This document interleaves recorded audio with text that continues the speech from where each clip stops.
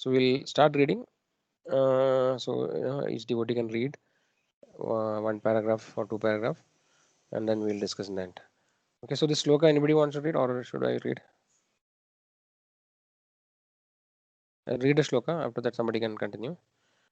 So it is from Bhagavad Gita, third chapter, 27 sloka. So today we're going to discuss two slokas, both from Bhagavad Gita, 3.27 and 3.28. Okay, so below 3.28 is there. So we'll first read 3.27. So we'll read the sloka together. Prakrite kriyamanaani. All of you can repeat after me. प्रकृते प्रकृत्ये क्रियमाणानि Gunai karmani sarvashah. गुणैः गुणे कर्माणि कर्माणि सर्वशः सर्वथा Ahankara vimudhatma. अहङ्कारात् अहङ्कारा विमूढात्मा Karta hamidi manyate. कर्ताहमिति कर्ताहमिति मन्यते। मन्यते। Prakrite kriyamanaani. प्रकृते क्रियमाणानि Gunai karmani sarvashah. गुणे कर्माणि कर्माणि सर्वतः सर्वतः Ahankara vimudhatma. अहङ्कारा विमूढात्मा Karta hamidi manyate. कर्ताहमिति कर्ताहमिति मन्यते। मन्यते। Prakrite kriyamanaani. प्रकृते प्रकृते क्रियमाणानि क्रियमाणानि Gunai karmani sarvashah. गुणैः गुणैः कर्माणि कर्माणि सर्वशः Ahankara vimudhatma. अहङ्कारा अहङ्कारात् विमूढात्मा Karta hamidi manyate. कर्ताहमिति कर्ताहमिति मन्यते। मन्यते। Okay, so now somebody can read the translation and purport, maybe also purport and translation. Somebody can read. Hare Krishna Prabhuji. Yes, Shall I read? Mataji. Sure. Translation. The spirit soul, bewildered by the influence of false ego, thinks himself the doer of activities that are in actuality carried out by the three modes of material nature. Purport. Two persons, one in Krishna consciousness and the other in material consciousness, working on the same level, may appear to be working on the same platform, but there is a wide gulf of difference in their respective positions. The person in material consciousness is conceived by false ego that he is the doer of everything. He does not know that the mechanism of the body is produced by material nature, which works under the supervision of the Supreme Lord. The materialistic person has no knowledge that ultimately he is under the control of Krishna. The person in false ego takes all credit for doing everything independently, and that is the symptom of his nescience. Prabhuji, the screen. I think there was a problem in the internet. Can you, one second? Yeah, sorry. Because there was a problem in the internet actually. Yeah, He sorry does for that. not, no problem. He does not know that this gross and subtle body is the creation of material nature under the order of the Supreme Personality of Godhead, and as such, his bodily and mental activities should be engaged in the service of Krishna in Krishna consciousness. The ignorant man forgets that the Supreme Personality of Godhead is known as Rishikesha, or the master of the senses of the material body.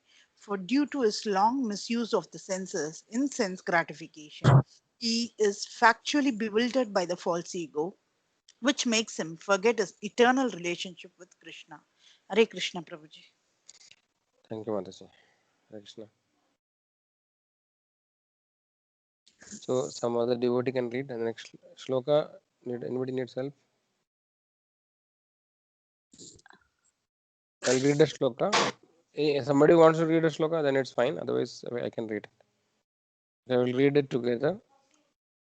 Tattvavitu Mahabaho तत्त्ववित्तु Tattvavitu महाबाहो Mahabaho महाभाव Guna Karma Vibhagayo गुणा Karma Karma विभागयो Vibhagayo विभाग Guna Guneshu Vartanta Na गुणा Guneshu गुणेषु गुणागुणेषु वर्तन्त Vartanta वर्तन्ते इति मत्वा न सज्जते इति मत्वा न सज्जते तत्त्ववित्तु महाबाहो तत्त्ववित्तो महाबाहो महाबाहो गुणाकर्मा विभागयो गुणाकर्मा विभागयो गुणागुणेषु वर्तन्त गुणागुणेषु वर्तन्त गुणादेषु वर्तन्त इति मत्वा न सज्जते इति इति मत्वा न मत्वा न सज्जते सज्जते तत्त्ववित्तु महाबाहो तत्त्ववित्तो तत्त्ववित्तु महाबाहो महाबाहो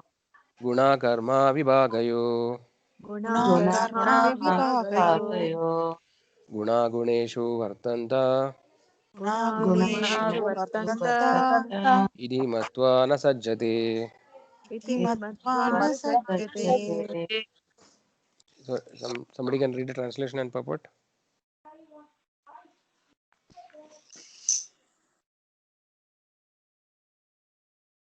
Aruna Mataji, you can read. Sir, I'm just If you're not ready, we'll ask somebody else. No problem. I'm just getting the screen. Yeah. Okay. Um, yeah. Translation: One who is in knowledge of the absolute truth, O mighty armed, does not engage himself in the senses and sense gratification, knowing well the differences between work in devotion and work for fruitive results. Purport: The knower of the absolute truth is convinced of his awkward position in material association. He knows that he is part and parcel of the Supreme Personality of Godhead Krishna, and that his position should not be in the material creation. He knows his real identity as part and parcel of the Supreme, who is eternal bliss and knowledge. And he realizes that somehow or other he is entrapped in the material conception of life. In his pure state of existence, he is meant to dovetail his activities in devotional service to the Supreme Personality of Godhead Krishna. He therefore engages himself in the activities of Krishna consciousness and becomes naturally unattached to the activities of the material senses, which are all circumstantial and temporary. He knows that he is, just a second, Prabhuji, that he is unattached to the activities of the material senses. Oh, yeah, sorry. He knows that his material condition of life is under the supreme control of the Lord. Consequently, he is not disturbed by all kinds of material reactions, which he considers to be mercy of the Lord. According to Sri Bhagavatam, one who knows the absolute truth in three different features, namely Brahman, Paramatma, and Supreme Personality of Godhead, is called Tattvavit, for he knows also his own factual position in relationship with the Supreme. Hare Krishna. Thank you, Mataji Krishna. Okay, so today is very nice topic. So basically, these two shlokas, no, what we understood and from a very high level perspective. So the first shloka is talking about somebody who is in the material consciousness, okay, or who is under the influence of false ego. And the second shloka, it is talking about somebody who is actually beyond, or in the transcendental platform. So these two shlokas actually, explains the position of the two kind of living entities. So that is actually what we're going to discuss today. Okay, just let me see one thing. Okay. Okay, good. So as usual, I mean, every time I used to tell, right? So Bhakti Vishwa actually is not a monologue. I encourage everybody to come up with the points and then we'll discuss the points. So in the end, I'll also add my thought perspective. Okay, so somebody can please tell, no, what are the important points in the first sloka and important aspects. So you can tell what are the important points, or no, you can tell some of the perspectives you think about it, or if you have any questions, that also we can discuss. So these three important aspects we'll discuss. So anybody wants to say what is false ego? Anybody knows what is false ego? What is ego? Ego is trying to believe that we are separate from, or rather, it is a result of our thinking that we are separate from God, or we have a separate identity Yes. other than God, and then because of that dissociation, we think that we are we are accountable for all the actions, or we are responsible for all the actions because of the dissociation in thought. Okay. So this is ego or false ego? What you told, Mataji? I felt, sir, that they are both are they are two faces of the same coin, really. Okay. No, So no problem. We'll discuss about it more actually. Okay. yeah. So basically, see everything. No, we have some common understanding about the different terminologies, and also we have some from a spiritual perspective. We may use the terms in a different way, right? Like last time we discussed what is love, right, and lust. So similarly, from a spiritual perspective, the words are used with a specific meaning. Okay. So what you told, Mataji, is right actually. So it is more like what you explained is more like false ego. Okay. So anybody else want to add to that? Share their thoughts. So generally in the material world, when we say ego, what does it mean? Ego means, okay, we'll say though that person has a lot of ego or he's very egoistic. What does it mean? Prabhuji, he thinks that whatever he does and the results that occur from it is all his doing. He doesn't give the results to the God at all, to the Lord at all. He thinks Mhm, he's responsible for the results of his doing. That's mhm. ego. That's the ego that he has. Okay, Mataji. Too much Mataji, of self importance, yeah, in I mean in common world, or in general day to oh, day life, we feel that too much of self importance is given, and that's when we call he's egoistic, or he holds on to, or the person holds on to their own belief and um, yeah, thinking, thought process. yes, yes. So Mataji, I didn't get to who is Chitra Mataji. Okay, okay, Mataji. So just want to know who is talking. So right, Mataji. So everybody is right actually. Whatever different from different perspective, we'll see it in more detail. So generally, ego means like he's a self-centered person, right? He's very egoistic.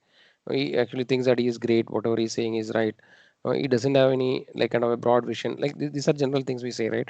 Very egoistic. He doesn't want to. Basically, it's a kind of a opposite of humility. Like somebody is very humble and then somebody is very egoistic. This is how normally we use actually. So generally, ego means actually it's something to do with our own identity, right? That is general understanding. Okay, that's correct. Now, now in this shloka, what actually So what are the important points in the purport or in this shloka? So okay, of course, first part actually it is talking about basically two persons, one in Krishna consciousness and other in material consciousness, working on the same level may appear to be working on the same platform, but there is a wide gulf of difference in their respective positions. So this I think we discussed many times earlier, right?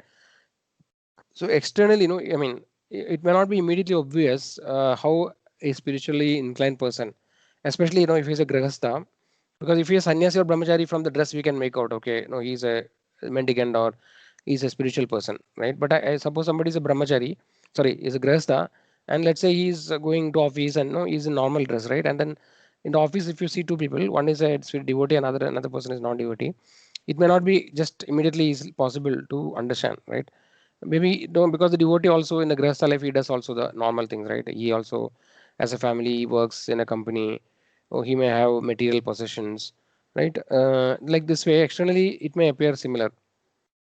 Okay, so what is different then? What is the difference between a material person and a devotee? How can we identify, or how can we distinguish? So answer is there. I mean, I don't want to give any answer which is not there. Like it is Hare there in the. Krishna, Prabhuji. Yes. Am I audible? Yeah, yeah, Mataji. Yeah, Prabhuji, I'll just put it across. Mm, Material person takes the credit of whatever he does for mm, everything. Related, maybe for if he wins, he takes the credit. If it's a failure, he puts it on the God. But for devotees, let it be failure or the winning thing or anything, he gives it. He offers everything to the God, day in and day out. Everything is runs from the God. mm, For material people, it's not so, Prabhuji. They think they are the doers. No, we read sometime back in this purport only. yeah. So they think everything rounds from them. They own the properties. They own everything. They forget that these are not going to come to them post their life. But devotee as a balanced feeling. Even if he is winning or even if he is failed, he won't care much about it, because the end result is offered to God, and he won't be what to say, he won't be very happy nor very sad. Hmm. Okay. Yes, Mataji. I feel that is the difference, Prabhuji. Yes, Hare Mataji. Krishna. That is one difference actually. So I mean, I would like encourage others also to come up, whatever their perspective, huh? Or what are the differences possible?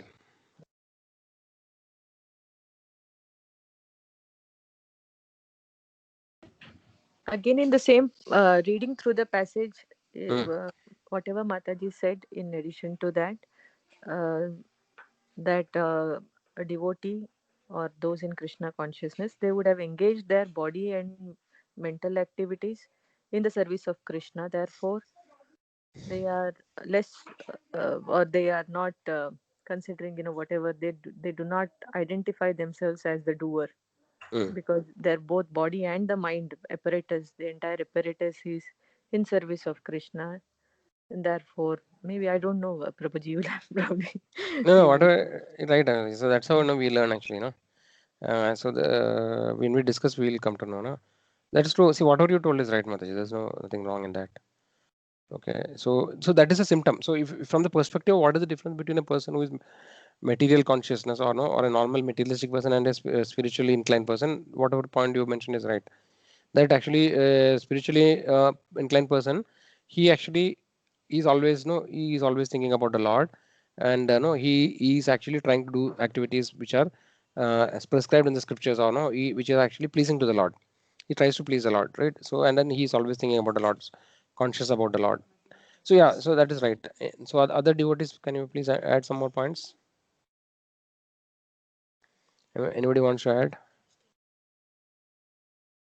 Chitra Mataji, you want to say something? Add something?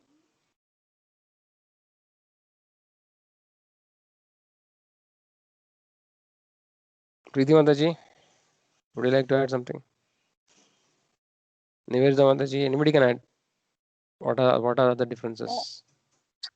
Prabhuji, like already everything is basically Okay. like the devotee, Krishna, who is in Krishna consciousness, he will always think of pleasing Krishna. Like whatever he does, he dovetail everything on the lotus feet of the Krishna, and he never like, for example, if for anything, whatever it comes bad or good, he never get bewildered by those activities. He Mm. try to comes out. He will always try to come out of the three modes of our modes of nature, and Yes. like yeah, and always like wants to be engaged in service of Lord, so that he or she may not fall down. Um, and basically, like the false ego, it will not be with the devotees who is attached to the Krishna consciousness, Mm. and whatever our lust, anger, breath, everything will be under control. They will try to control uh, Mm. by reading, by chanting, by taking prasadam and all. They will Okay. always be, because of those reasons, they will try to control themselves so that they can uh, um, progress in the path of Krishna consciousness. Okay, Mataji. Thank you.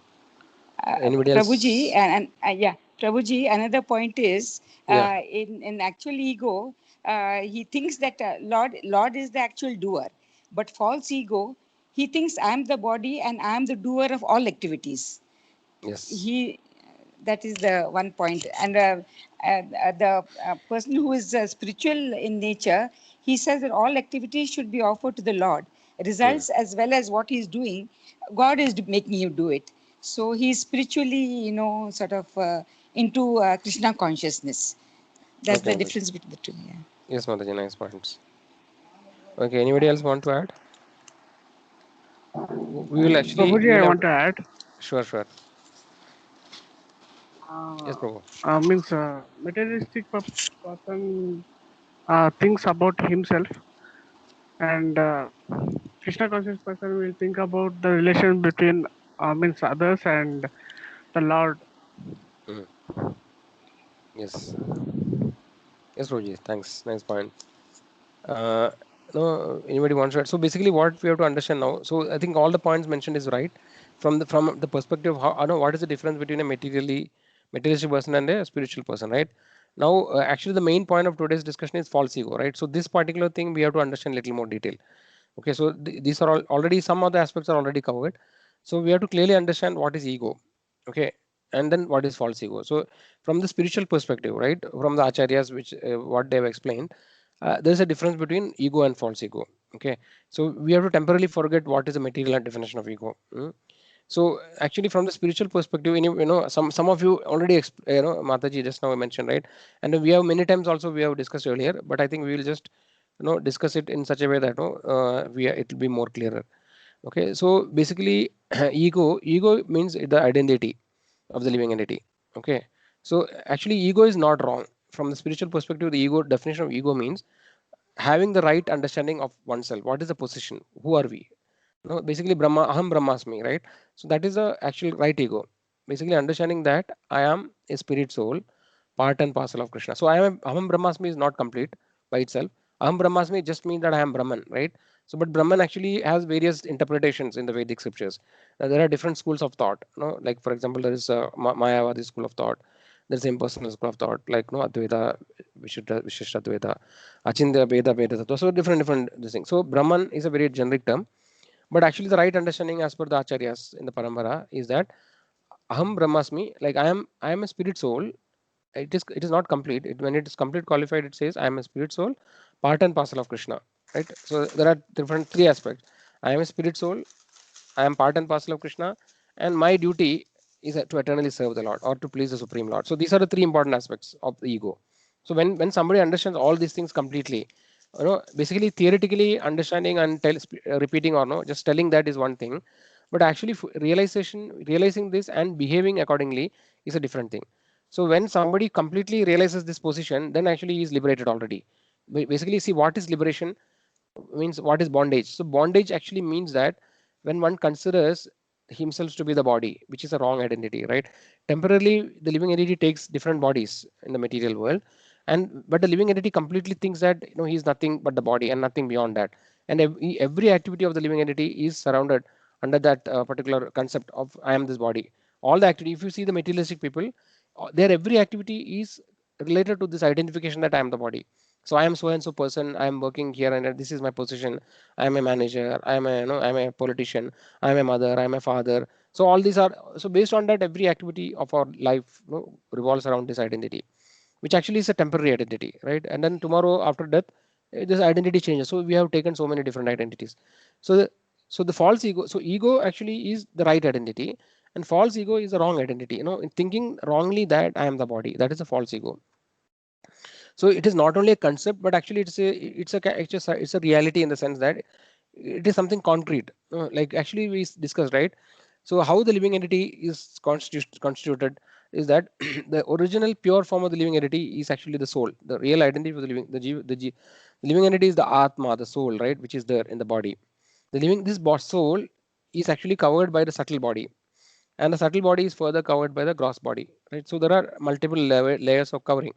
So the pure living entity is actually Sachidananda, the pure eternal. What is it? Sat Chitan Ananda. Sat means eternity, Chit means knowledge, and Ananda means bliss. So this is the real spiritual position of the living entity. The soul is in that platform, and this soul is covered first by the subtle body, which is consisting of mind, intelligence, and ego. So that way, this ego, the false ego, is actually part of the subtle body of the living entity. And on top of the subtle body, we have the gross body, which actually consisting of the Panchabhutas, right? Earth, water, air, fire, and ether. So this is how the living entity is constituted. Okay, so the false ego actually is a definite term. And according to scriptures, right, the subtle body is also material. Okay, though we cannot perceive this subtle body with our gross senses, but nevertheless, the subtle body is also material. It is not spiritual. Only the soul is spiritual. So when a living entity, ultimately when the living entity returns to the spiritual world, he has not only to get rid of the material body, he has also to get rid of the subtle body. Both actually material body and subtle body. When he completely finishes that, then only actually he will go back to spiritual world. Because subtle body, we have seen that the subtle body is also not destroyed when the body is destroyed, right? It is told that the subtle body carries the soul from one body to another at the time of death. No, just like the wind carries aroma from one garden to another place.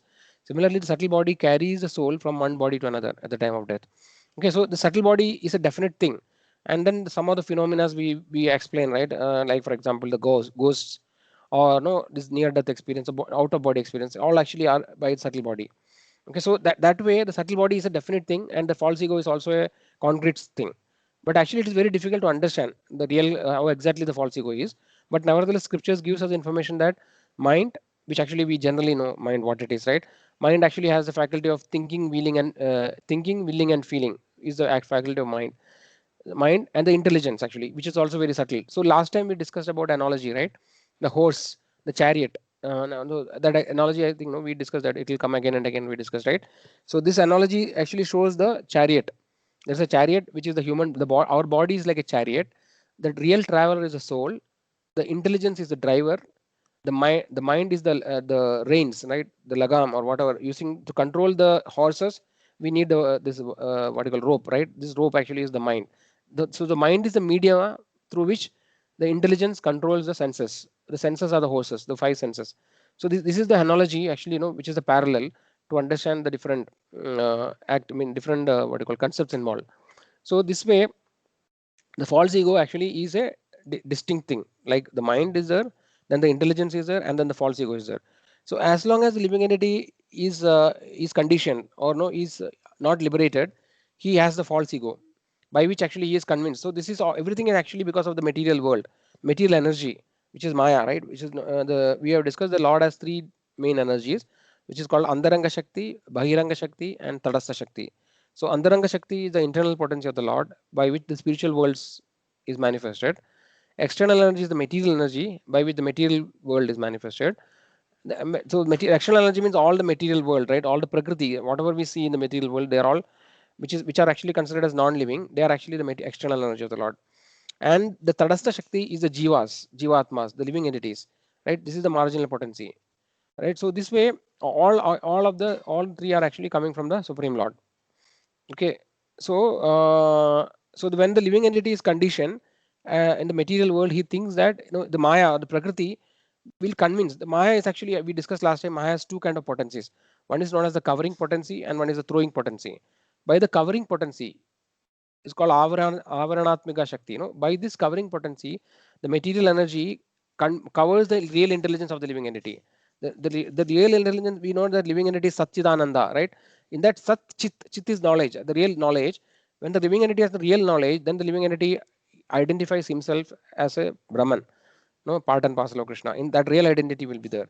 But when this real intelligence is covered because of the influence of Maya, by nature, the living entity is covered by this intelligence. So he cannot actually understand. He is 100% convinced that he is the body.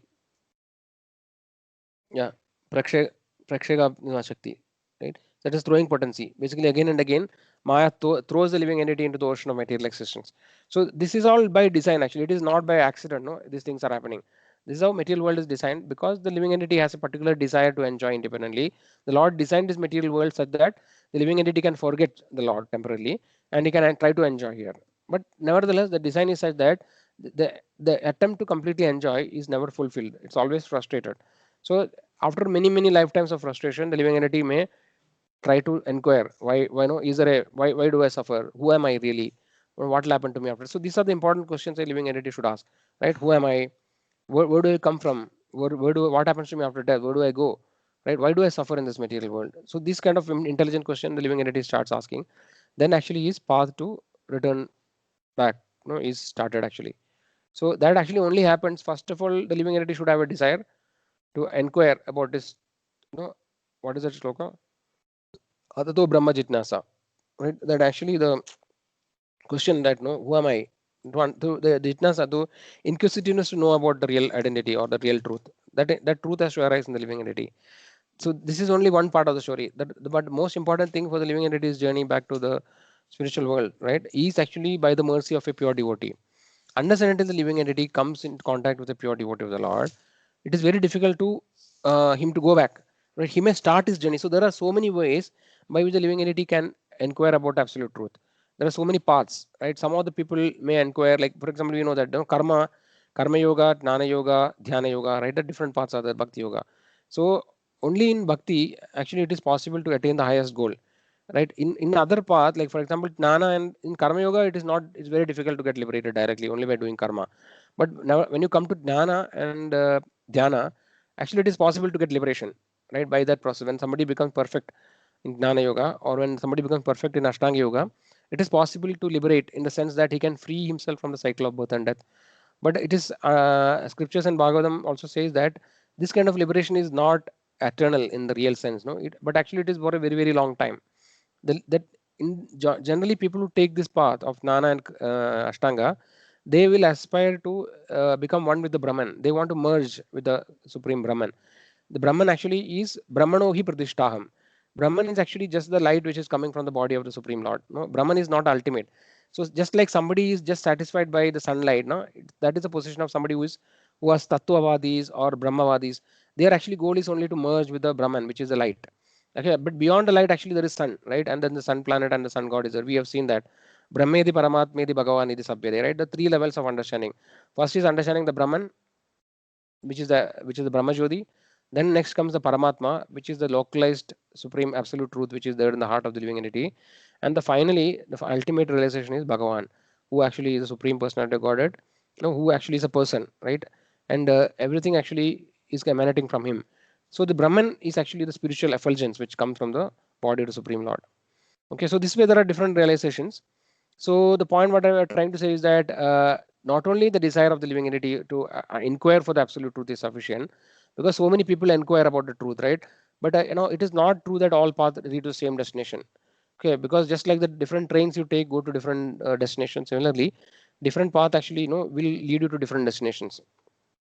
By somehow or other, actually, after many many millions of births, it may be possible that like finally you may culminate or you may come to the right path. But actually, by itself, no, just by taking any path, you will not reach the same destination. That is what Acharya says actually. So somebody who is taking dana, right, or karma, he actually, it's very difficult for him to become a bhakta, because actually he doesn't have the desire to do that, right? So what is very very important is the mercy of the spiritual master, a pure devotee, right? Association with a pure devotee is very very important. So that is why the shloka is there, no? Brahmanda Brahmide Kono Bhagyavan Jiva Guru Krishna Kripa Paye Bhakti Lata Bija. So Brahmanda Brahmide Kono Bhagyavan Jiva. So after revolving through so many different universes, Brahmanda Brahmide Kono Bhagyavan. So one who is very very fortunate, right? Brahmanda Brahmide Kono Bhagyavan Jiva Guru Krishna Kripa Paye Bhakti Lata Bija. By the mercy of Guru and Krishna, he gets the seed of devotional service. So he is the most fortunate person. Okay, in Vedic knowledge, there are so much of so many scriptures are there, right? There are so many Upanishads, Puranas, Idihasas, Brahman, Aranyaka, so Brahmana, so many things are there, and that it is very difficult to come to the absolute conclusion by by scholarship, or by become a scholar in Sanskrit, or by learning different philosophies. Just by doing these things by our own endeavor, it is very very difficult to come to the right conclusion. Okay, that's why in Brahma Samhita it is mentioned that Vedeshu Durlabham Adurlabham Atma Bhakto, right? It's mentioned like that. So Vedeshu Durlabham Adurlabham Atma Bhakto. So actually the absolute conclusion that is mentioned in Bhagavad Gita, 15th chapter, 15th sloka, Vedesha Sarver Ahameva Vidyo Vedantakrit Veda Videyakachaham. So what Lord Supreme Lord Krishna is saying? Vedesha Sarver Ahameva Vidyo. The purpose of knowing all the Vedas, or from the Vedas, I am to be known. Vedesha Sarver Ahameva Vidyo Vedantakrit Veda Videyakachaham. I am the compiler of the Vedas. Vedantakrit. I am the compiler. Veda Videyakachaham means I am to be known from the Vedas. So Krishna has given this clearly in Bhagavad Gita. Ultimately, right, we have to come to this conclusion. So to come to this particular conclusion by reading all the scriptures and other Vedic scriptures, it is very very difficult actually, unless and until one is favored by a devotee. Otherwise, you will just get lost in the and no so much of the actually Vedic knowledge. Apparently, Vedic knowledge many times the superficial knowledge of Vedas. One thing is that people may think that okay, Vedic scriptures are meant for material sense gratification, or no, or for elevation to higher planetary system. So somebody who actually doesn't have very deep knowledge of Vedas, he may come to this conclusion, because that is also mentioned in Vedas.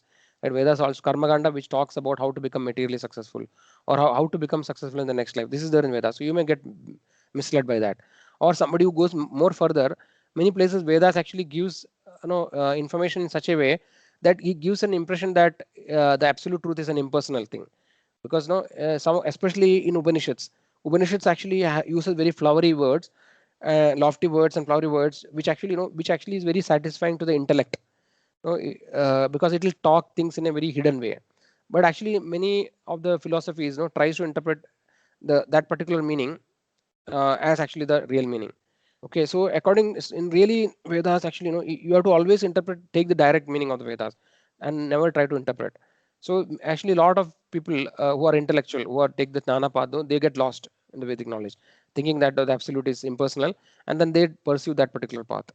Okay, and then they will not understand that the final destination, or no, the absolute truth, actually, who is the person behind the impersonal effulgence.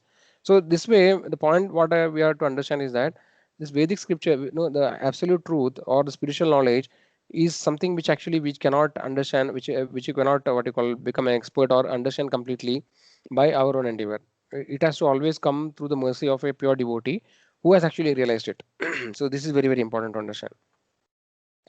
Okay, I think we have a little bit wandered around. Any questions here till now? So Hare what is the Krishna, difference? Prabhuji. Yes, what is the difference between ego and false ego? Is it clear? Yes, Mataji, you had a question? Prabhuji, you mentioned about the covering potency. No, you mentioned a name, Prabhuji. What is the name? Avaranatmika Shakti. Like Avarana, na? Avarana means covering. So that's Avarana. it's called Avaranatmika Shakti. That's the Thanks, covering Prabhuji. potency. And Prakshepatmika Shakti, the next one. It's called a throwing potency. Sheba. Prakshepatmika Shakti. Okay, Prabhuji. Thank you. It's Yeah, somebody wants throwing. to. Yes, Mataji. Throwing potency. Basically, Maya throws the living entity again and again into these material existence. Yes, Prabhuji. Yeah. Devotees, anybody, somebody wants to ask something? Chetan Prabhu, you were asking something?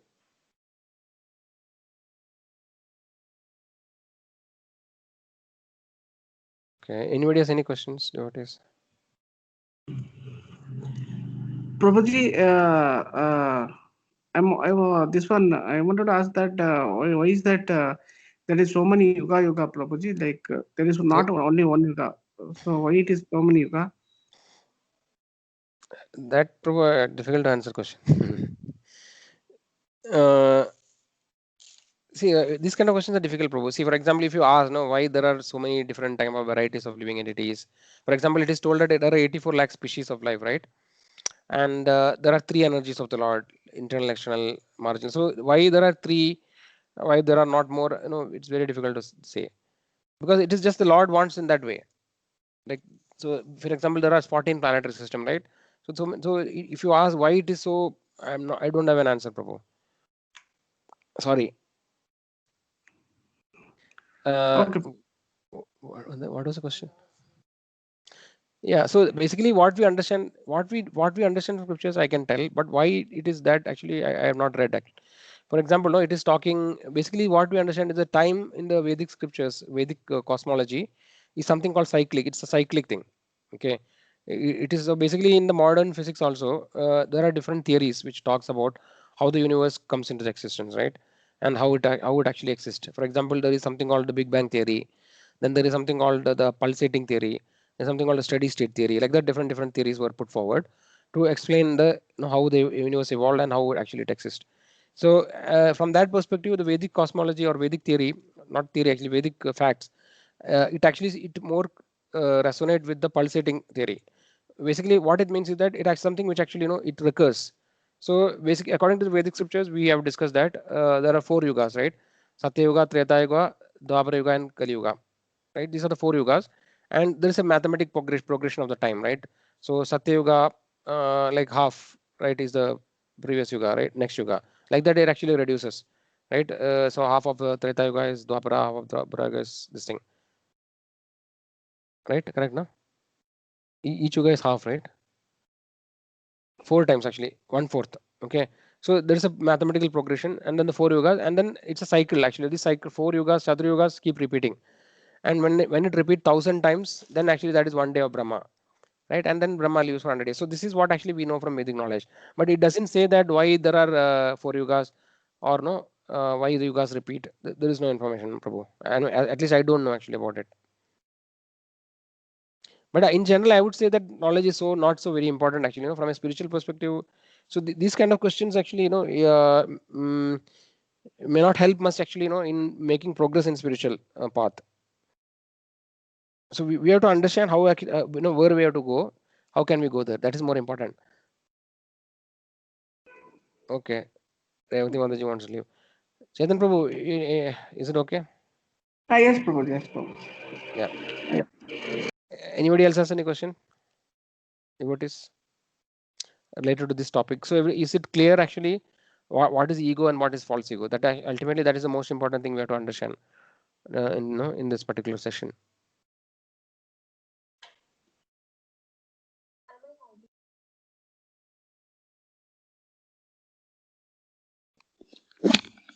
Okay. I assume that it is clear. So let us go on. Okay. So we discussed about gross body, subtle body is the soul, right? The different layers, and now what is the false ego, and how it is different from the real ego, right?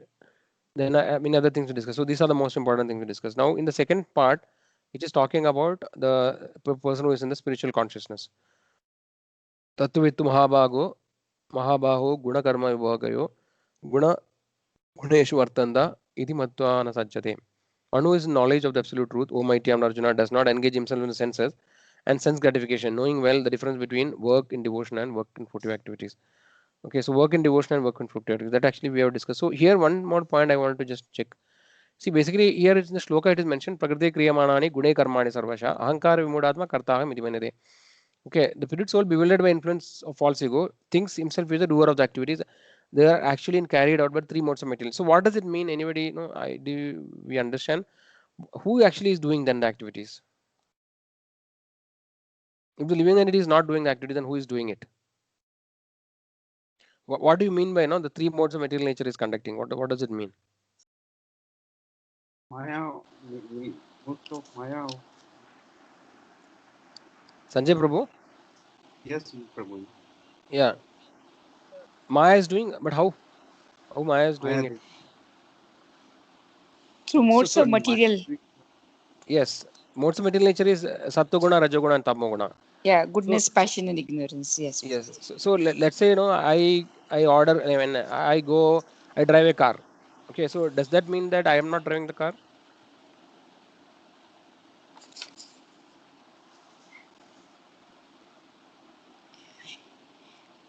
Then what it's am a I like? material body doing material activity, Prabhu.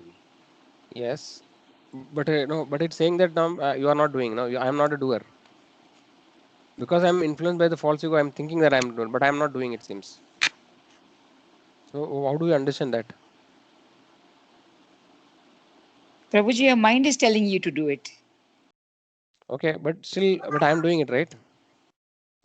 The question is not who is telling is okay, but ultimately I am doing, no? Yeah. Or Lord I is am the not. actual doer. Lord is the actual doer, Prabhuji. So generally, Lord doesn't directly get into our business. Actually, in the material world, it is told that the Lord actually, the material world is acting automatically. Okay, Maya Dikshena Prakriti Sweda Sarajaram. Though the material world is under my guidance, but the Lord doesn't directly dictate anything. Okay, but of course, the Paramatma is there in the heart of the living entity, right, to allow him to do things. But generally, material world works automatically in the sense, no, it doesn't have to. Lord doesn't have to come and see what is happening, what this person is doing, what the other person is doing. Nevertheless, he is cognizant of everything in the form of Paramatma, but he doesn't interfere or no, he doesn't make us or ask us to do something.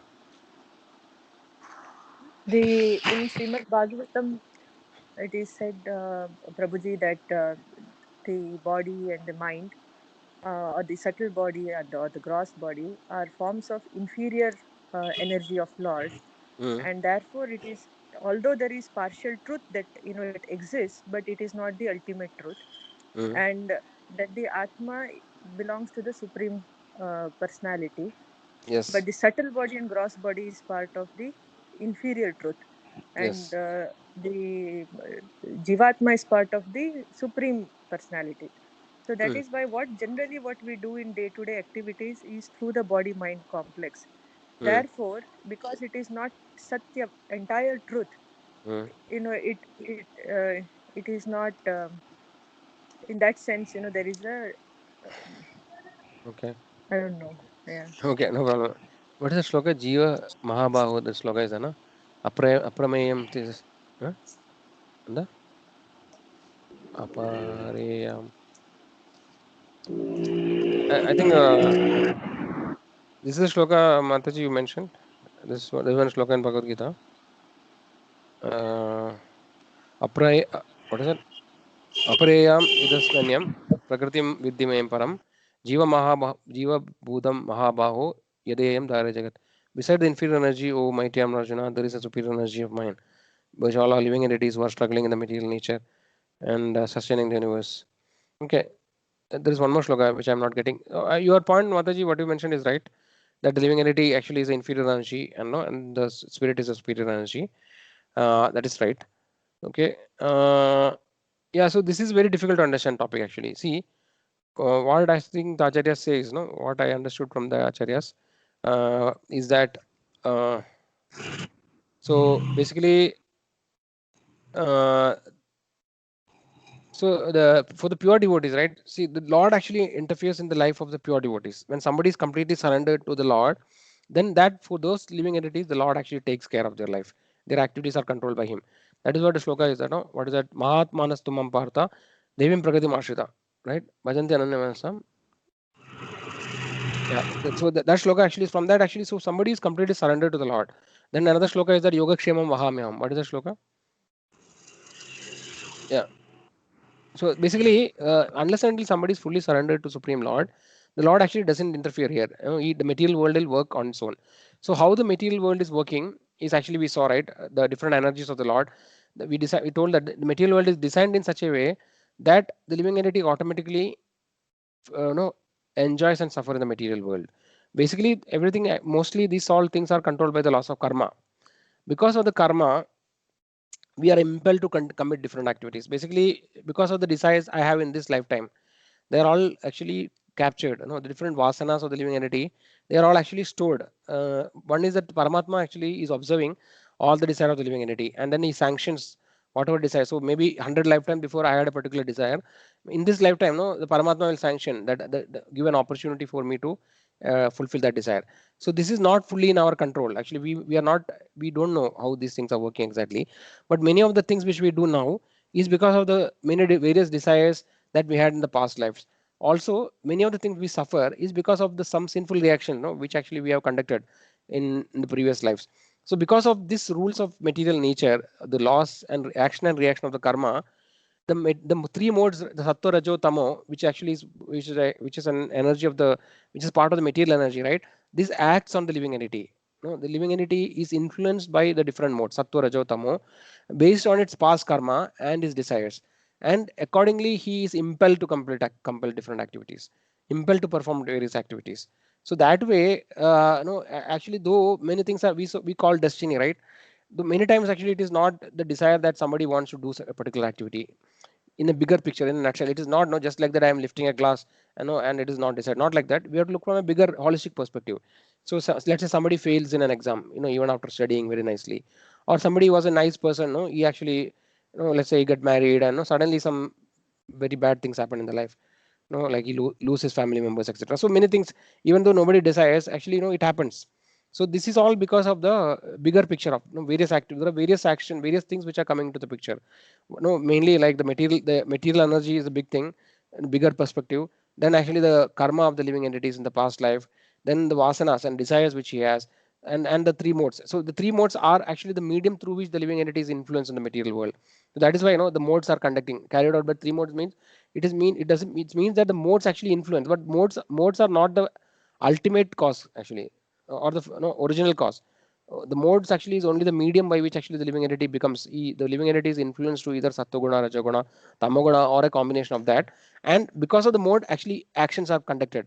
When somebody becomes in the mode of ignorance, he may become very extremely angry, right? We saw that actually, wrath. And when the mode of ignorance influence the person, then actually becomes extremely angry. And when the mode of goodness actually become very peaceful, right? And then the mode of passion, he may become very agitated, or no, he may like do activities actually accordingly. So the modes, through the modes, actually the different reactions or no the different vasanas etc. comes into manifestation, and the living entity actually behaves. So many times the living entity behaves, they even though we think that we are controlling, we are acting and we are controlling our activities, actually beyond that control there is a bigger force which is acting, which actually is our on all these things which we discussed, right? So that way we are actually temporarily we have a very small control on actually on a small area probably what we can do, but actually there is a bigger force which is acting on us, which is not aware. We are not really aware of that. No, those are the vasanas actually. These vasanas, sometimes the vasanas are very strong that actually even though our intelligence may try to forbid us, it is overpowered actually because of the push of the vasana, and actually we may commit activities which are actually sinful.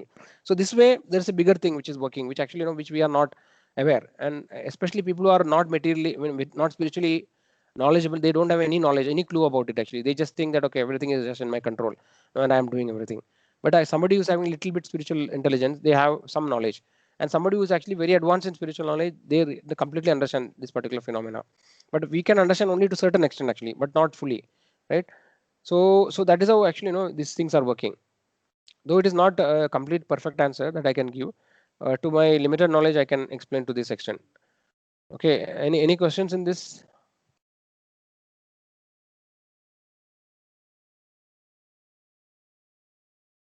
Yeah, did it make sense, or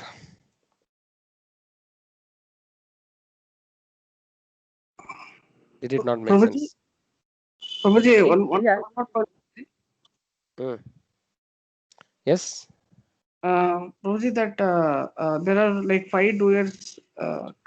Krishna says that there are 5 doers like Paramatma means Jivatma, mind, intelligence, and the endeavor. Mm. So this thing uh, is all these is things are influenced by 3 modes of material nature, or only the Jivatma is influenced by this material nature, Babaji? Everything, Prabhu. So the Jiva Atma, actually, when you say Jiva Atma, it depends on what you're referring to. So actually, technically, the Jiva Atma is the soul, and then which is covered by the gross and subtle coverings. So everything actually, our mind is influenced by the modes, right? That's how we mind and intelligence will be affected by the modes, and by that faculty or medium, actually, we are acting different things, right? We discussed in the last class, right? The Dhyayado Vishayan Pumsa Sangaste Shubhajayare Sangat Sanjayare Kamat Krodho Bijayare, right? That shloka actually. So it starts from the contemplation, which is done by the mind. The mind's faculty is thinking, willing, and feeling. So all of them are influenced, Prabhu, by the modes. But the soul actually is considered, the pure soul is not generally influenced. Okay, but actually in combination of the material condition, right, where the soul is covered, we can say that indirectly the soul is influenced, but actually it is told that the soul is completely pure and it is never influenced by any of these things actually which happens in the material world. Yes, Mataji, Hare, I don't know. Hare Krishna Prabhuji. Yes, Shirley Mataji. Okay. Yes. So I have a question. Like I'm not able to understand or bifurcate between mind and intelligence completely. Mm. And more than bifurcation, I'm looking for like how we can use the intelligence to control the mind. That Yes. relation I want to understand. That is very easy. And second answer is easy. First answer even I don't know. What is the exact difference between mind and intelligence is very difficult to understand. Okay, but we have to again go to the example. No, let us go to the example. I don't know whether we can find that. Uh, so whenever this complexity comes, no, then I think we should refer to this picture. Yeah, I Oh, took that screenshot of that picture last time. okay, you. What is you have any link? I know we should have saved the link actually. Then that next time it will be easy.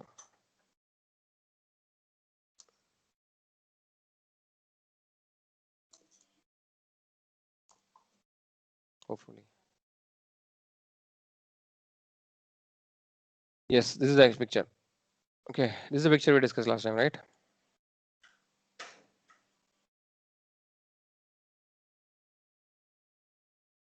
Hopefully it comes. Okay, so see what is mind in somewhere in Bhagavad Gita that is described. Mind is described as it is the storehouse of all our past impressions and memory. Okay, and the mind actually has three functions, like that is thinking, willing, and feeling. So these are the three functions of the mind: thinking, willing, and feeling. So when these things are happening, then actually we should understand that that is mind actually is coming into the picture. Okay, so this picture actually says that, see, anyway, the body part, we understand that the body actually is like the chariot, and the soul actually is a real traveler. No, the ultimate enjoyer or sufferer, like actually the soul is the actual real person who is most important thing here in this picture. Now, now we have the mind intelligence, right? Senses also is not very difficult to understand. We all know what are the senses, right? We have the material senses, which is the five senses. Like there are actually, according to scripture, there are 10 senses. Five is the knowledge acquiring senses, which we know the normal senses like eyes, ears, nose, etc. And then there are five working senses, which is like hands, legs, etc. Okay, so basically here the five senses, which are the knowledge acquiring senses mentioned. So this is also easy to understand. Now what is left is the intelligence and the mind. Okay, so intelligence actually is mentioned. It is actually, intelligence is probably the what you call the distinguishing ability, right? The what we call the viveka, right? Vivek, to distinguish what is right and what is wrong. Okay, so mind generally doesn't actually take the decision. Mind actually is one who actually gives the proposals. So basically, like mind is having, it's like a huge storehouse of so many impressions which are there, which is acquired in so many lifetimes. And mind will, based on the different circumstances, mind will keep you different proposals. It will keep on giving various proposals. For example, mind will say, today let me not attend the session. No, it may not be interesting. No, this topic is not much interesting to me. Or no, like I can do better things actually. No, this is more important. Like I have to look after my child. So this way, mind gives us different, keeps on giving different so many proposals. But the intelligence is one who actually takes the decision. Okay, so for example, the driver, right? So generally, the driver actually should be under the control of the passenger, right? When, like, let's say whatever, whenever you hire a car or anything, we'll tell that, okay, I want to go to this place, right? And then the driver has to take. Driver actually doesn't generally completely work independently. So the soul, as a desire to go to the, let's say, go back to spiritual world, then actually the driver, if the soul actually, if the intelligence, right, which is the driver, if the driver is influenced by the spiritual knowledge, or the intelligence is spiritual intelligence, then actually the driver can take the right decision. For example, even to reach the destination, we can have different paths, no, like how fast I should go, and so many things are there. So the intelligence is the one actually which actually, what you call, which selects what has to be done, or no, it actually tries to distinguish or rationally decide what should be done and what should not be done. Okay, so for a material person, the intelligence is material intelligence. So he, for a material person, what is he thinking is that I am the body. So the intelligence will take decisions which are favorable to support the body. For example, materially I want to become success. Materially I want to achieve this. Whatever it is, like materially what is good. So this way the material intelligence will select the different options which are proposed by the mind. Okay, and accordingly the intelligence take decision. Okay, but when somebody who is spiritual intelligence, spiritually oriented person, or has a spiritual knowledge, his intelligence will actually take decisions based on what is ultimately good for the soul, right? That person or the living entity understand that, okay, I am the spirit soul, and what is good for me to go back, to get out of the cycle of birth and death, what is good for me to become more attached to the Lord. So intelligence will take those decisions which are favorable in that case. So your question is that how to control the mind, right? Is actually to subject ourselves to the spiritual process, which is devotional service, already we discussed, right? By actually, so to control the mind, the best thing which is mentioned is chanting the holy names, which you already know, right? So chanting is also known as mantra meditation. By constantly chanting the holy names, our intelligence will become spiritualized, and so that it can actually take the right decisions which are favorable for the spiritual path. So that is the only way to control the mind, right? Engaging the senses in the service of the Lord. So engaging the senses, mind, intelligence, and senses in the service of the Lord. When we do devotional activity, our mind, intelligence, and senses, all of them are engaged in the service of the Lord. So without separately endeavoring. So basically, the main difference between the devotional path and other path, actually other philosophical path, is that many of the other philosophical path will try to, just like how the treatment in allopathy and Ayurveda is different, right? So in allopathy, generally that the what you call, generally the approach is that it is more like a symptomic. No, basically the externally observed symptoms are tried to address, and the symptoms are actually tried to control. But what is the root cause, or a holistic treatment may not always happen. That is why when you cure some disease, some other diseases comes as side effect. But for example, Ayurveda, it is more like a different holistic perspective is there. Basically everything is divided into the three dhadus, right? Kapha, Pitta, Vayu, and then everything is considered as an imbalance between that. And generally we see that Ayurvedic treatments are more holistic, right? So similarly, a materially intelligent person actually, he may try to treat or solve the problems in a symptomic way, try to address a symptom. Okay, Mataji, you can leave, no problem. Okay, so yes, so what we are telling?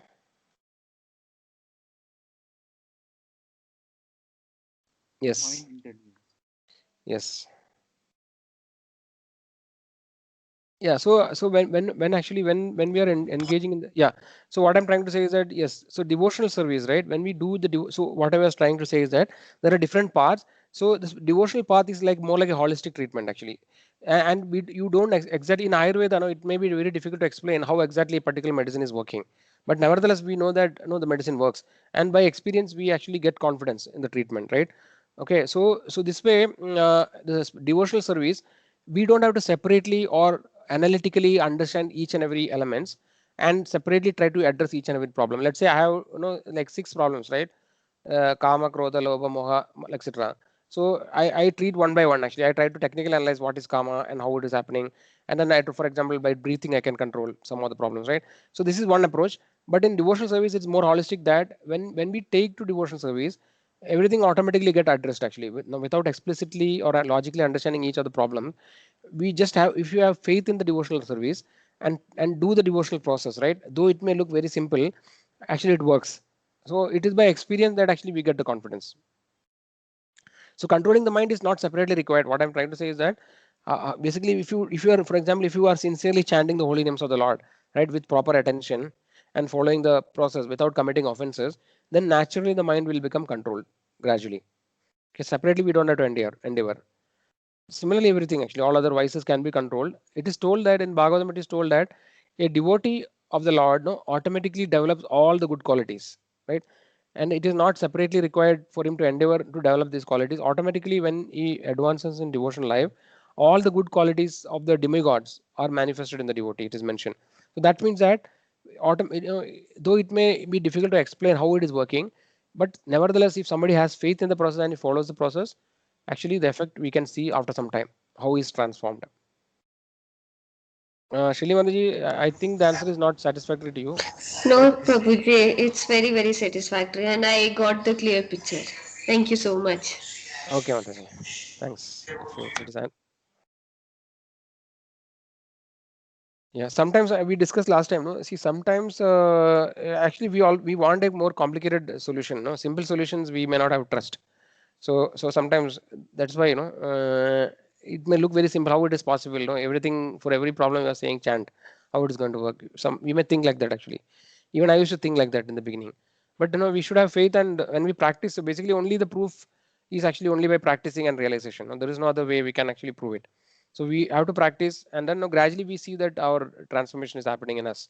We are able to automatically overcome all these difficulties gradually by the mercy of the Lord, not by our own endeavor, by mercy of Lord.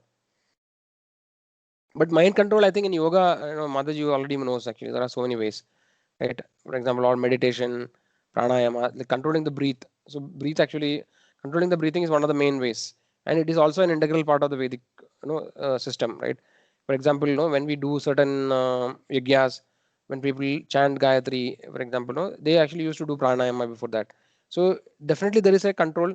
So this may help to some extent to us to do more focused devotional service. Definitely it has a what you call concrete and proven effect, right? For example, the breath, the way in which the breath process is controlled, definitely have a direct impact on the mind, right? When actually the breathing is regulated and controlled, then mind actually becomes calm, right? That everybody knows. That's why sometimes they say to count backwards 10 to 1. If you're angry, count.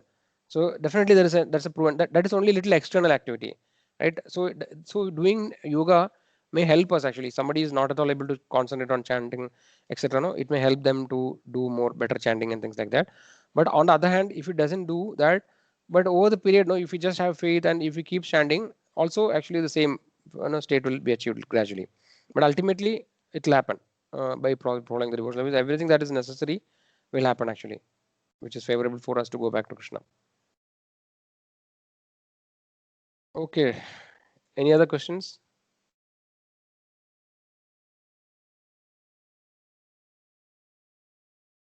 One more question, Prabhuji, if that is Yes. okay. Yes. So we were talking about the number of births. It's like we have to complete all the species. So is it like, does our scriptures say that we can skip, say, 10 of the species and directly go to the 11th species on our rebirth, or how is it? I mean, we have to finish all the species, all those number of species, or how is it? Hmm.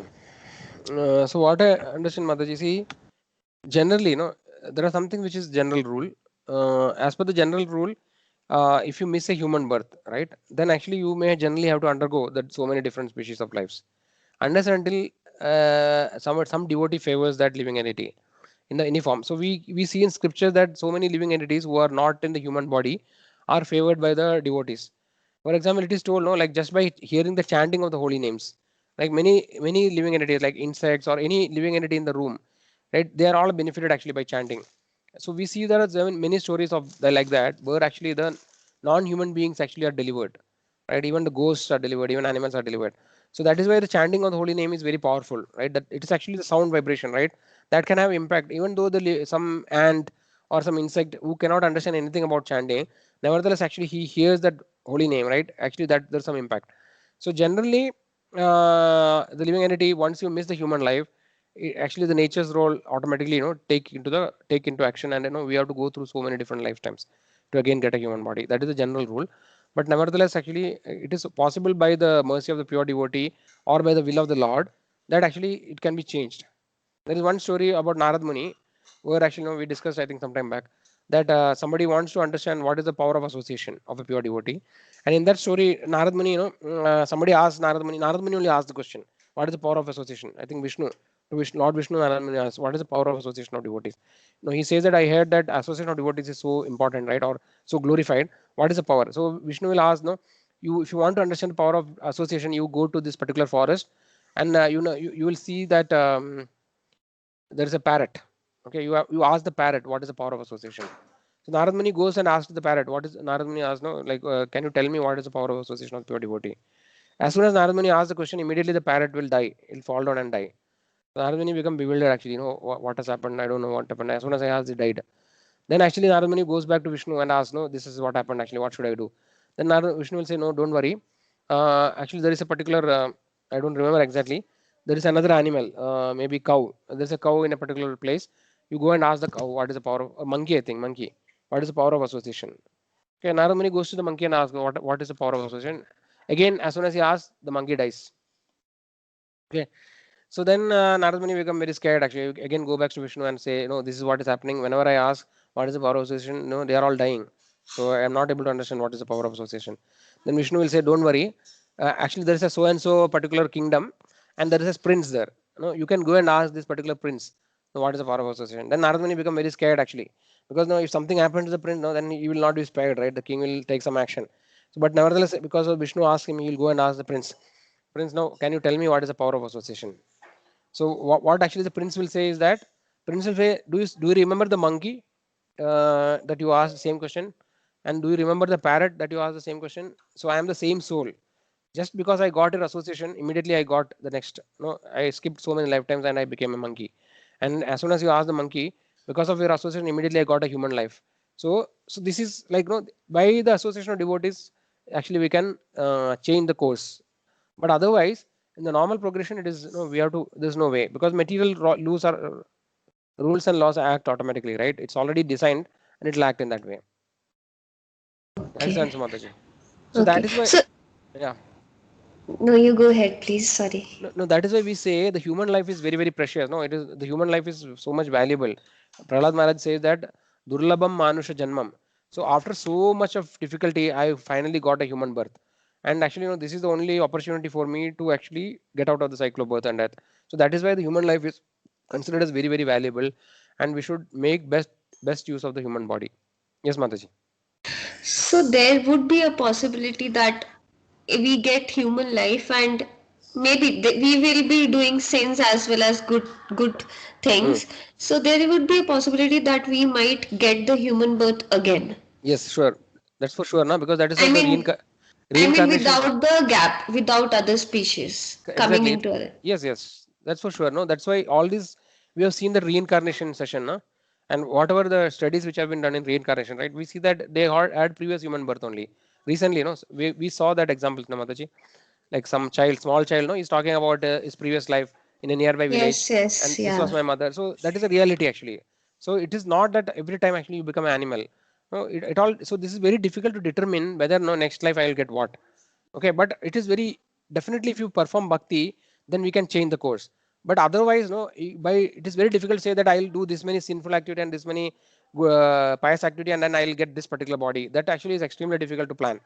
Okay, but if somebody does the sinful pious activity, then he will not get a animal body generally. Pious activity means he will get a human birth or he will get a birth in a higher planetary system. So there is a shloka in Bhagavad Gita, no, that is madhye tishtanti rajasa. What is that? ऊर्ध्वं गच्छन्ति सत्त्वस्ता मध्ये तिष्ठन्ति राजसा अधो गच्छन्ति तामसा. Okay, so that shloka we can see. So what it says is that when Manu is the Manu associates the mode of goodness, he is actually elevated to higher planets. ऊर्ध्वं गच्छन्ति Sattva. So basically it is possible to get a human body. It is not that no, after human body like I'll become necessarily an insect. See, once you miss the see, as long as you keep getting the human body, you have a chance to go back.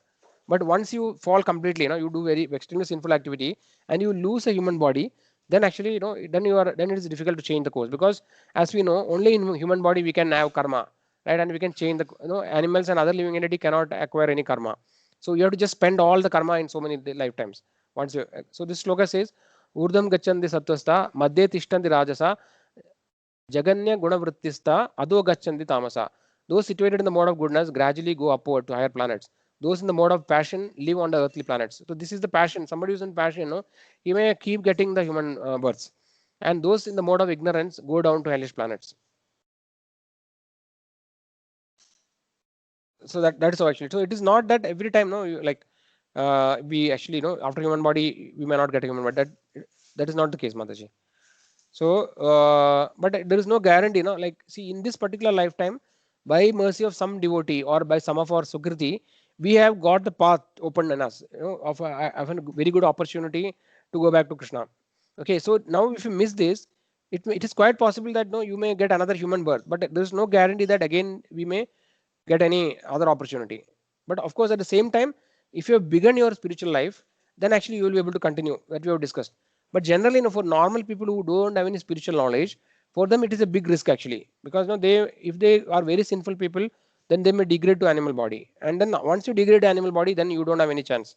But sometimes many it is many of the living entity which is in the material world, they may again take birth as human being only. But in that lifetime, actually, it is a just continuation of this life, right?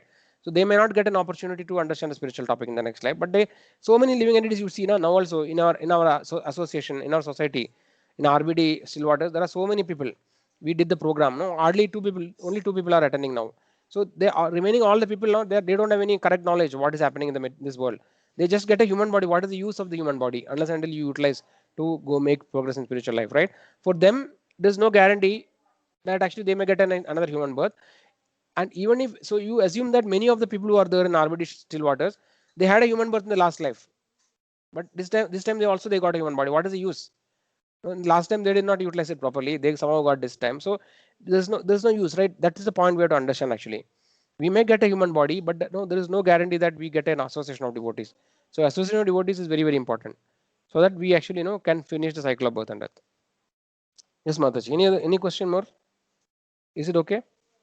Yes, yes, Prabhuji, it's clear. Okay, Mataji. Any other devotees? Any questions?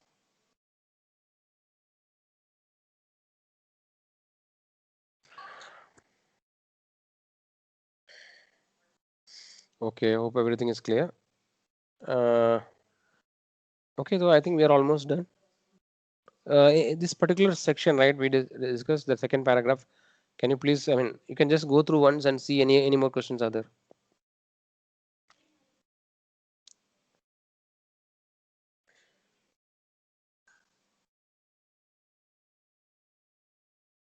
Okay, so one last paragraph says, according to Srimad Bhagavatam, one who knows the absolute truth in three different features, Brahman, Paramatma, that we discussed, right? One Bhagavan. These are three levels of realization of absolute truth. Is a Tattvavit. Tattvavit means with means knowledge, and Tattva means the principle or the real knowledge. Tattva. So the Tattvavit means one who understood the real truth. He is actually one who understands the three levels of knowledge, like three realizations of the absolute truth: Brahman, Paramatma, and Bhagavan. So these are the three progressive realizations. Okay, and yeah. So what is the difference between a materialistic person and a spiritual person? We discussed, started with this question in the beginning, right? So apparently, externally, a material person and a spiritual person who is in the spiritual path, he may not have much externally differences, right? I mean, uh, only a person, see, to understand a person who is in the spiritual path, actually, it is only possible by another person who is in the spiritual path. Okay, a person who is in the materialistic path or a highly materialistic person, he cannot understand the glories or the position of a person who is making spiritual progress. Only another person who is making spiritual progress, he will understand that. Okay, they will think that this is just another guy. He will also, the material person will see the spiritual person also from a materialistic perspective. He will only see that, okay, how much money this guy is making, how big is his house, how big is his car, what is his position. This is will be inquiry. He will not find out what actually is his spiritual knowledge, right? What is you will not try to inquire that particular thing. So externally they may look very similar, but what is the difference is that it is in the consciousness, right? A person who is spiritually who is in the spiritual path, right, who is in the right spiritual path, his consciousness is always thinking about how can I make progress in the spiritual life, right? Who no basically he's always meditating upon the absolute truth, or no, he's always thinking about the supreme lord. He's always aware, conscious that I am the living entity and I am suffering in this material world now, right? Somehow or other I got this human body and I should try to make best utilization. So he will, a person who is very advanced in spiritual life, he will not wait any moment. I mean, he will not waste even a moment. He'll try to use every moment for his advancement in spiritual life, because he knows nobody knows how long we are going to live, right? Any moment our life can be ending, right? So he knows that this is the most important thing for me, and I don't know how much time is left, and it is not easy to become perfect, right? Complete perfection, achieving complete perfection means that completely getting freed from the material consciousness, completely coming to the spiritual platform. It is not a very easy task which you can suddenly achieve. Definitely there is a lot of reformation required, because we are so much degraded in our consciousness by so many births. That's what has been done in millions of births. We have to undo in one lifetime. No, that is not easy. It can only be done by the mercy of the pure devotees, right? Association of devotees and by Lord's mercy, and it is not an easy task. So we have to be really serious about it. We have to give high priority to this time. So this time spent is is very well spent time. Whatever time we spend for spiritual activity is never at loss. We are doing something which is most important for us. So that is, so the consciousness wise, a person who is in the spiritual path, his consciousness is completely different.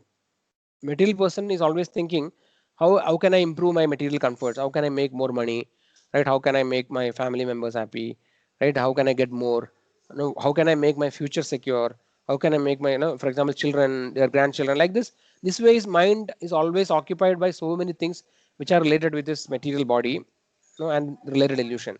But a spiritual person exactly is thinking in a different way. He's thinking that how can I actually be free from all these material attachments. Now I have so many different attachments. How do I become free? And how can I become more and more attached to Supreme Lord? So that at the time of death, how can I remember the Lord? Ultimately, the exam will come at the time of death, right? What actually at the time of death, whatever consciousness we are having, that will decide our next body. That we have discussed, no? Yam yam smaran bhavam tachadante kalevaram tam tam evidi gaundeya sararat bhavavida. Whatever consciousness, whatever state of mind a person quits his body, that state you will attain without fault, without fail. Krishna, no? Krishna says Arjuna. And andagale chamameva smaran muktva kalevaram ye prayadi samadbhavam yadi nastyastra samshaya. So andagale chamameva. So whoever remembers me at the time of death, he will attain me. There is no doubt. Like that Krishna says. So the success of the life of the human body, human life is that at the time of death, we should be able to remember the Supreme Lord. That is only possible by the practice throughout our lifetime. So that every activity that we do in our day-to-day life, if it is all connected to Supreme Lord, then naturally we will remember the Lord at the time of death. So that is the essence of this topic.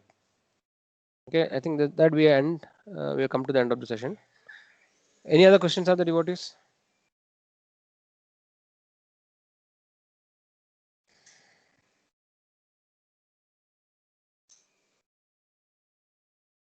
Krishna.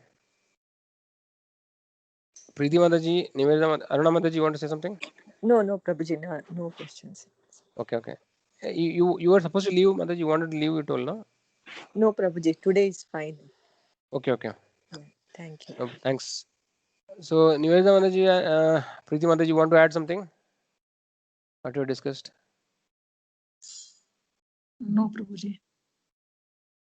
Okay, everything is clear? Yeah. Okay, Preeti Mataji would like to say something? Yeah, I have one question, Prabhu. Yes, Mataji. From this chapter only, we have seen, the different hierarchies, like the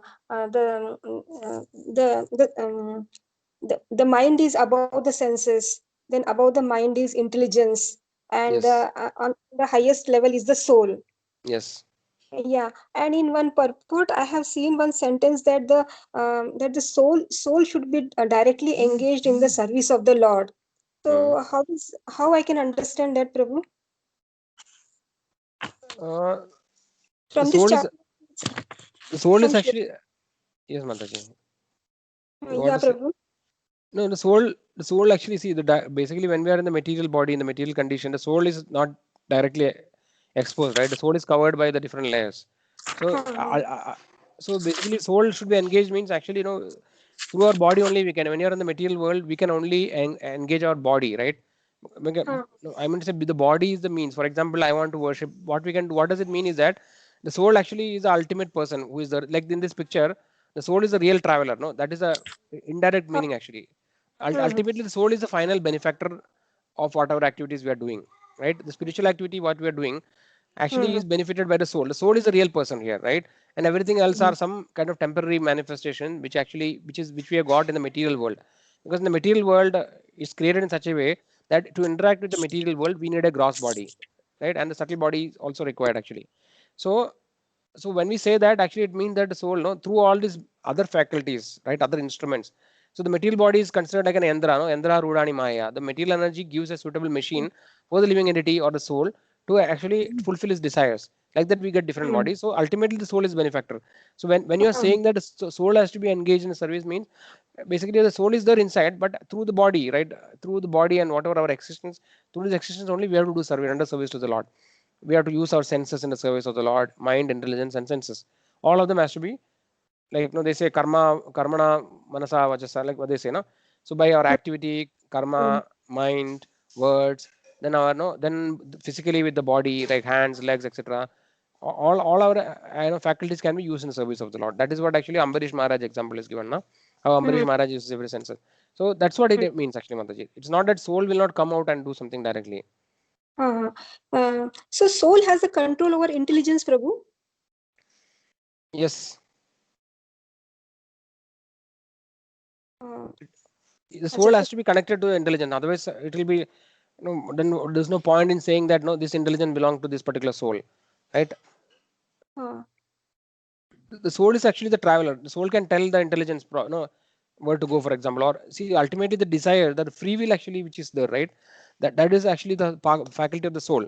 The soul is having the free will, saying that whether I want to surrender to the Lord or I want to surrender to Maya.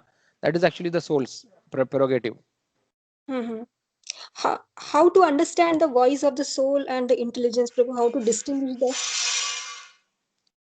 No, intelligence actually, see, the intelligence has to be spiritual, the spiritualized. That's all is required actually. When the intelligence is spiritualized, then actually the activities of the living entity will be in the right direction. In the spiritual, it will take it forward in the spiritual path. Acha. So the soul is only the enjoyer or the sufferer, but Yes, and whatever is done is through the intelligence, mind, and senses only. No, Prabhu. yes, Mataji. Okay. The Uh, soul actually is kind of trapped in this body. Okay, mhm. the soul, And soul start identifying itself with the matter, no, Prabhu, like with the yeah, influence of this intelligence, mind, and ego. sense. Because the ego, the soul think that I am this body. Basically, this particular, I have got this particular chariot now, and the soul thinks that, like, just like a person in the car, no, when the car is hit, he feels sorry, right, or he feel pain. In the sense, no, a new car is hit and damaged, he feels so much pain.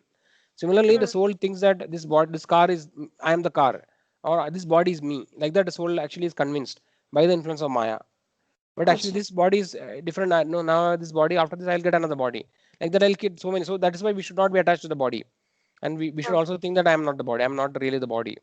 But that knowledge is very difficult to realize actually. Theoretically it is easy to say. Though we tell it 100 times a day, but actually we'll act in the other way. Our activities are not like that. We always act like I am the body.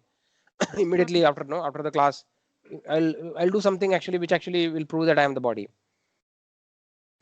So to come to the realization, we have to do purification by devotional service. When you do devotional service, we actually become elevated to that platform, and we start acting in that platform. No, that actually that I am not the body.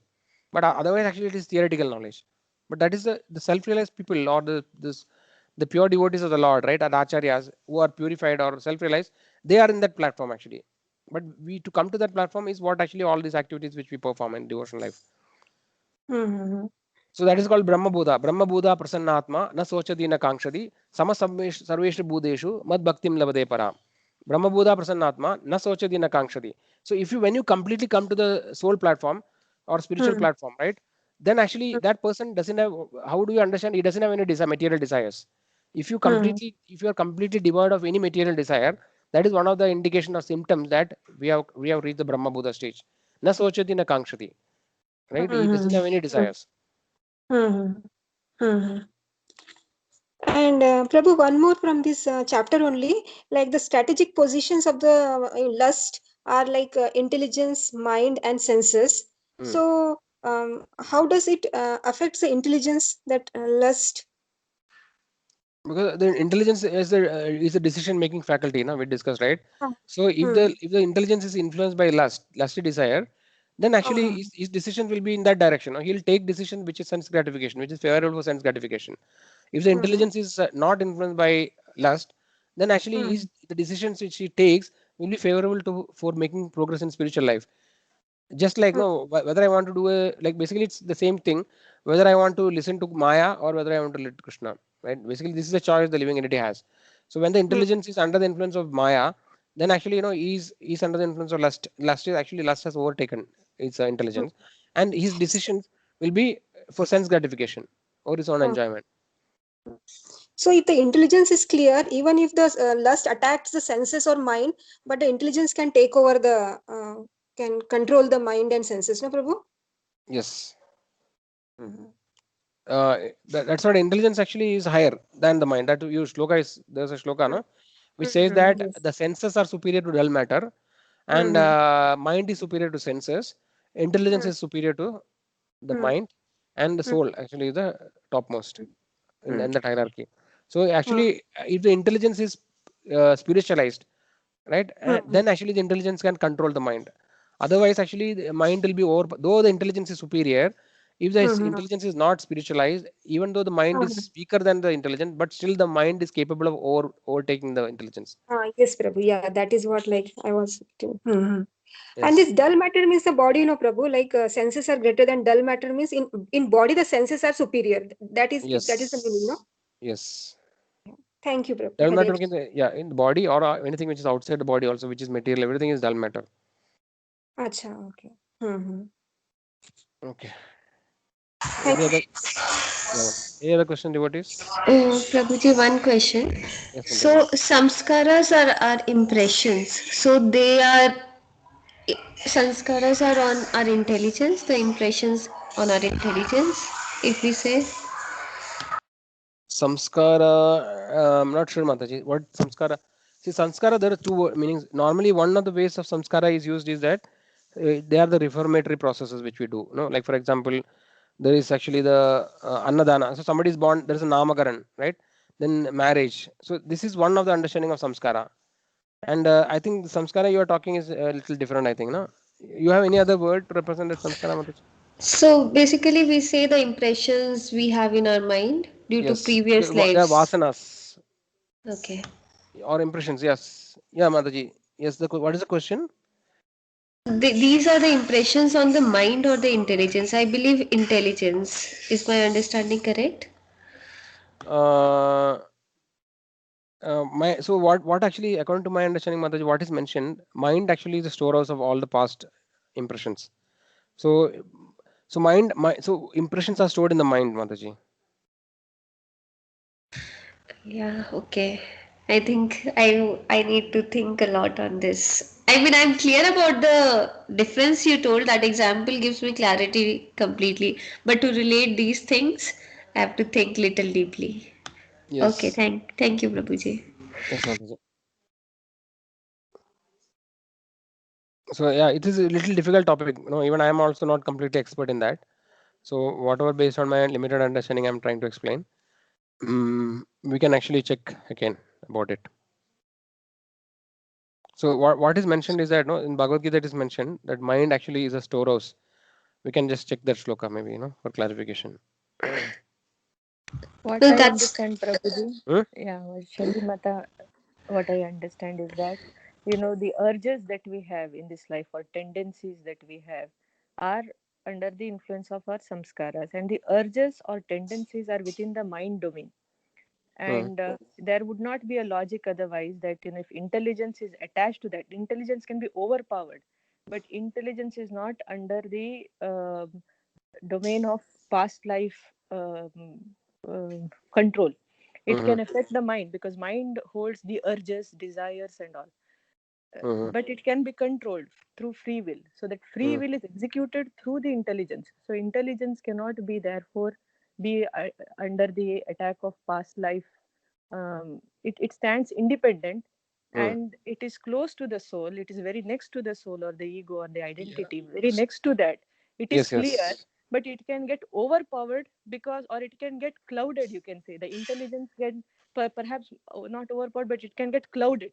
Our intelligence Yes. is not able to operate in the most divine way because it is clouded because of the mind urges, and the mind takes over from there and determines the actions. If we do not consciously know this process, all the time mind is acting, and this acting comes, and the mind acts because of its previous vasanas, previous attachments to desires, and either from this life or previous life. So Hmm. mind, yeah. But intelligence, however, is not influenced directly through past life thing. It is there, it's giving you free will. However, that is not possible, if it is clouded, if there is a curtain between intelligence and that. In day-to-day activities, we know fire, will catch fire, things, and we do that, small adjustments we do. But Hmm. the bigger damage, that can happen because of our intelligence being clouded, that we do not realize unless we wash it with our spiritual activity, and give make the glass shine. That reflection is not possible. Inside, the soul and the intelligence are there, Hmm. ever ready to help, or they are there, but we cannot relate because of that. And that is why mind is the storehouse of all past thing, and because that's how it executes, that's how the Maya executes itself, through the Yes. mind. That's what I Yes, understand. Mataji. I think this is very kind of it's not an easy topic now. It's quite what you call because we are actually with the mind only we think all these things, right? And with that same mind to understand the mind and intelligence, it's quite difficult actually. We can see the complete again. This complete realization is difficult to achieve. We can only refer to the what the previous Acharya says regarding this. Okay, so the 2 point which you mentioned, Anand, the same thing. It is mentioned like no that actually in Bhagavad Gita that is there that what is that? Yeah, so this look Indriyani Manobuddhir. Okay, this is I think we saw in the last week, right? So actually, intelligence is considered as the next door neighbor of the soul. The closest to the soul is intelligence. Here it is now. Intelligence is the immediate next door neighbor of the spirit soul. Last intelligence influences spirit soul to acquire the false ego and identify itself with the matter, and thus with the mind and senses. The spirit soul becomes addicted to enjoying the material. So this is one thing. And other thing, this particular thing now, how it is mentioned, mind is explained as per scriptures. The conclusion is that mind is the storehouse of various thoughts and experiences undergone during our past life. So basically, it means that impressions, right? The past experiences, thought experiences mean the impressions actually. So this is actually all stored in the mind. Thus, there is a chain of continuation from one life to another, from previous life to this life, and from life this to future lives. Sometimes we suddenly experience something that we never experienced in the present body by the sight or hearing. Sometimes we see such things and suddenly in the dreams. In dreams, we sometimes see things that we have never experienced in the present body. Sometimes in the dreams, we think that we are flying in the sky, although we have no experience of flying. This means that once in previous life, either as a demigod or astronaut, or we fly in the sky, the impression is there in the stockpile of the mind, and it suddenly expresses itself. It is like a fermentation taking place in the depths of the water, which sometimes manifests itself in the bubbles on the water surface. Sometimes we dream of coming to a place we have never known or experienced in this lifetime, but this is the proof that in the past life we were experiencing this. The impression is kept within the mind and sometimes become manifest either in a dream or in thought. The conclusion is that the mind is a storehouse of various thoughts and experience undergone in our past life. Thus, there is a chain of continuation from one life to another. From previous, this is what actually is explained. So as per the scriptures now, whatever Acharya is saying is like this. For me also, the actually to really understand what exactly is intelligence is quite. I mean, I also struggle actually. What exactly to distinguish the intelligence faculty, because mind actually generally we are used to.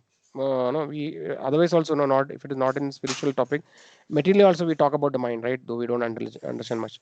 So yeah, these are little difficult topics actually, but nevertheless, here actually to your specific question, Shalima Madaji, impressions are actually stored in the mind. It's what it says.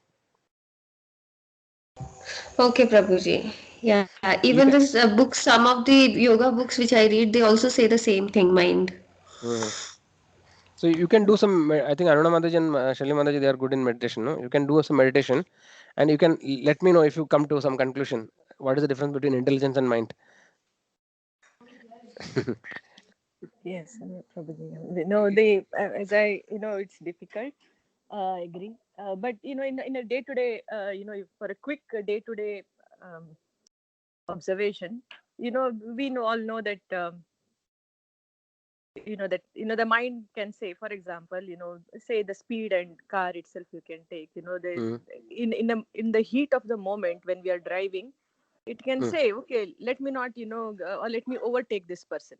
Yeah, in the mm, heat of the moment you may be going, you may be driving at a high speed, and you mm, think you want to reach somewhere, and you have multiple reasons in your head to do that action. You know that there is a car behind you which is also racing up. mm, You at that heat of the moment, you want to take the sudden, you want to change the lanes, you want to overtake that person. This is the mm, mind. The mind mm. is telling you, it is giving you reasons that you want to reach the office quickly, there may be patients waiting or whatever. Yes. The mind is Mm, telling you. However, if you give a break to that chain of thoughts, immediately intelligence will kick in. mm, If you just allow them to shut up for a second in your mind, immediately the intelligence will say that there is a big risk. If you mm. do that, you may end up having a terrible accident. If we Yes. do not give a break, if we do not give a break to the chain of flow of that mind's influence, you will execute an action for which you will have to then uh, be destined to something else. Yes. However, the free will, which is under the influence of the pure intelligence, Mm-hmm. if you allow it to act by your sanskaras of controlling the mind at that moment, the higher you do the spiritual activity, I think the higher we'll have control over the mind. Mm, If we allow at that point a break on the mind, then we notice that the intelligence will tell us immediately, no, that is not the right action. The right action is to let be in the safe limits.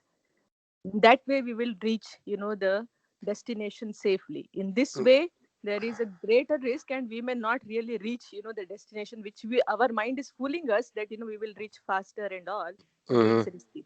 So the free will so in that way the mind is chanchal, or it acts all the time, yes or no, yes or no. And this we can see in several every day, throughout the day we can see it will be Yes. saying sometimes yes, sometimes no. It will be fluctuating all the time. But as Mm, soon as we give a rest to that kind of thought pattern, there is mm, a more innate intelligence which comes through, which helps us give clarity. It says, no, this is not dharma, or this is not that. It helps us, and we can feel that as well.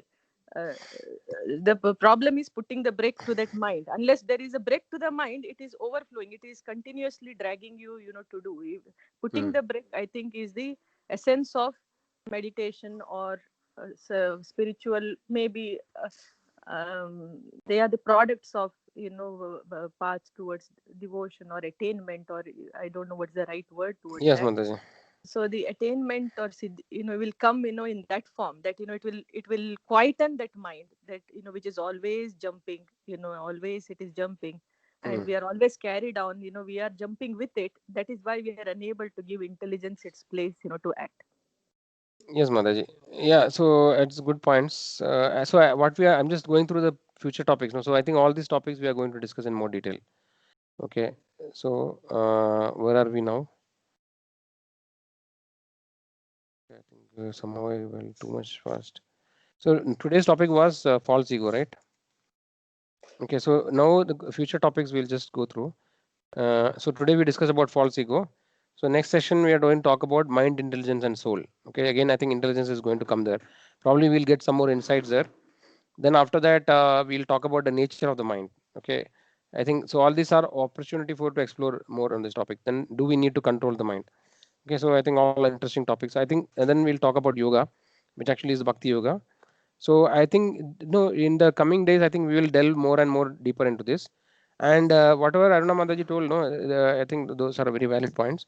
I think to some extent, sometimes no, we have the information and knowledge, but all at the same time there is some kind of blurriness actually, like exactly to distinguish the boundary. It is very difficult to understand because so in principle the intelligence what actually you mentioned, right? Intelligence is like the discriminatory power, or to decide right and wrong, or what you call viveka, right?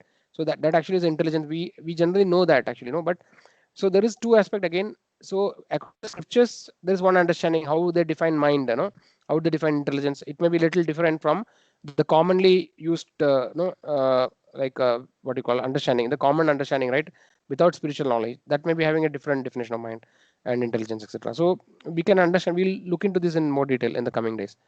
Okay, but I think nevertheless it is not very easy to completely get a complete grip of exact distinctions. What are the boundaries, where exactly the mind ends and where actually the intelligence starts, right? And then these are very difficult actually so though we say this terminology, I think finally we get the knowledge only by making progress in spiritual knowledge. I think when we make advancement, then probably we may have a better understanding about these things.